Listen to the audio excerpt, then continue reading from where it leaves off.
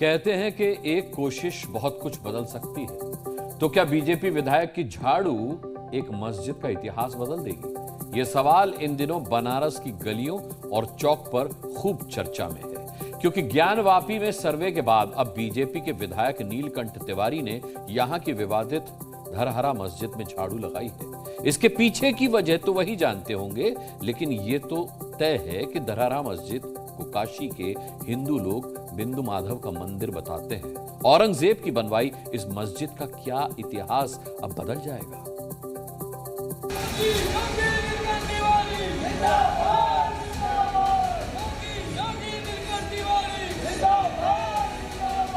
जिस जगह पर योगी जिंदाबाद के नारे लग रहे हैं, जहां बीजेपी के विधायक झाड़ू लगा रहे हैं, वो कोई आम जगह नहीं है, बल्कि वाराणसी की धरहरा मस्जिद है, जिसे स्थानीय हिंदू भगवान विष्णु का बिंदु माधव मंदिर भी कहते हैं।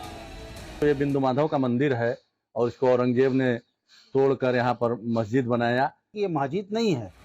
औरंगजेब से जुड़े इस मस्जिद के इतिहास को खंगालेंगे, लेकिन उससे पहले समझते हैं कि क्या काशी में ज्ञानवापी के बाद धरहरा मस्जिद का नंबर आ चुका है। इस सवाल की वजह है बीजेपी विधायक का धरहरा मस्जिद पहुंचना, क्योंकि ज्ञानवापी में पहले ही सर्वे हो चुका है, तो वहीं धरहरा मस्जिद को भी बिंदु माधव मंदिर बताने से संबंधित केस कोर्ट में पहले ही पेंडिंग है। तो क्या इसको लेकर कानूनी लड़ाई तेज की जाएगी? इसको लेकर विधायक की एक वीडियो ने नई बहस छेड़ दी है और अब ये चर्चा तेज हो गई है कि काशी में ज्ञानवापी के बाद क्या अब धरहरा मस्जिद में सर्वे के लिए अभियान शुरू होगा, क्योंकि वाराणसी दक्षिण से बीजेपी विधायक नीलकंठ तिवारी ने धरहरा मस्जिद में झाड़ू लगाई है। कार्यकर्ताओं के साथ बीजेपी विधायक यहां पहुंचे और मस्जिद परिसर में सफाई की। इस दौरान विधायक समर्थकों ने मोदी योगी जिंदाबाद के नारे भी लगाए। मोदी योगी नीलकंठ तिवारी जिंदाबाद जिंदाबाद, मोदी योगी नीलकंठ तिवारी जिंदाबाद जिंदाबाद। ये वीडियो सोमवार का है, जब पीएम मोदी के वाराणसी दौरे से पहले बीजेपी के विधायक नीलकंठ तिवारी कार्यकर्ताओं के साथ धरहरा मस्जिद पहुंचे और यहां झाड़ू लगाने लगे। विधायक पंचगंगा घाट और बिंदु माधव में स्वच्छता अभियान चलाने के बाद सीधे धरहरा मस्जिद में ही झाड़ू लेकर पहुंच गए। सबसे पहले तो उन्होंने सीढ़ियों पर झाड़ू लगाई और फिर मस्जिद परिसर में अंदर चले गए। इस दौरान विधायक करीब 1 घंटे तक अपने समर्थकों के साथ मस्जिद में मौजूद थे।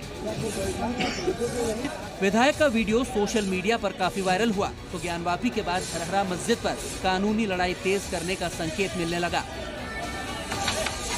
यहाँ के लोगों से आप पूछेंगे तो ये बिंदु माधव का मंदिर है और इसको औरंगजेब ने तोड़कर यहाँ पर मस्जिद बनाया।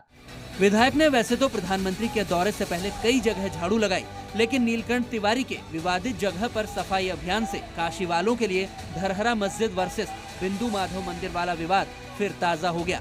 क्या है इसका इतिहास और औरंगजेब से जुड़े क्यों है तार, अब जरा ये भी समझ लीजिए। इतिहासकारों के मुताबिक धरहरा मस्जिद को साल 1669 में मुगल बादशाह औरंगजेब ने बनवाया था।